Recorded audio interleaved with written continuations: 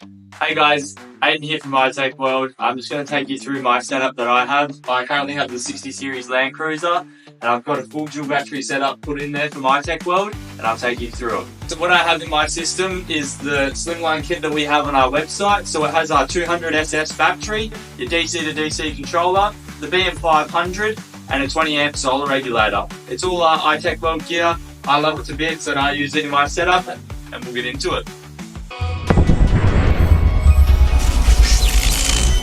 So I'll run you through the setup and what we have. So we have a 40 amp DC to DC charger.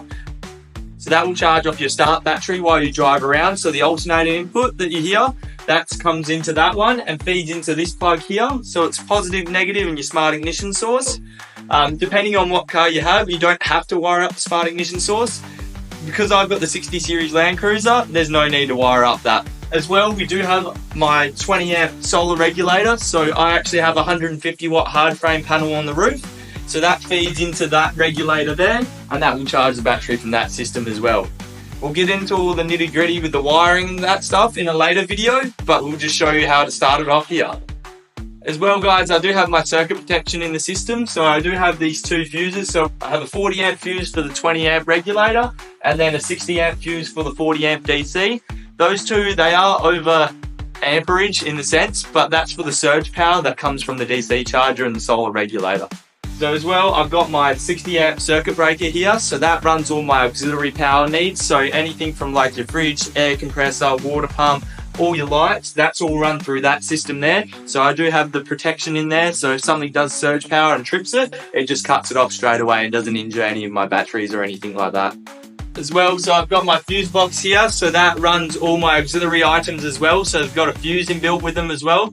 So that works hand in hand with the circuit breaker. So the circuit breaker is there for the main amperage draw from your battery, and the fuse block is there for the fuses to run your individual items like that. As well, here is I've got our BM500 shunt, which is our monitoring system that we have that will give me all my readings from my battery, from amp hours to time left to wattage in and out, and it will show me everything that I need to know with my system. So guys, this is it here. This is my BM500 monitoring screen. So this is where I see all the inputs and outputs from my battery. It will tell me how everything goes there. As well, I do have my switch panel down mounted below here. So if I want to turn on anything from my fridge to lights to air compressor, it's all done through this switch panel here. I'll give it a bit more in-depth rundown of everything when I do the wiring and how we all put it together, but this is kind of the main control board for everything, and this is the best display that I have in the system. So guys, this is the battery that I'll be running my whole system off, the iTech 200SS. This is a part of our Super Slim range. This is a full 200 amp hour usable. It has our prismatic cell type in it, which is the superior of the two cell types between the old ones of cylindrical and the new prismatic.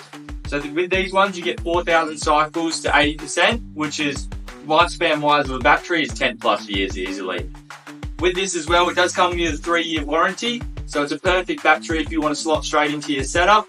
Nice and compact, and you can bolt it up pretty much anywhere you want.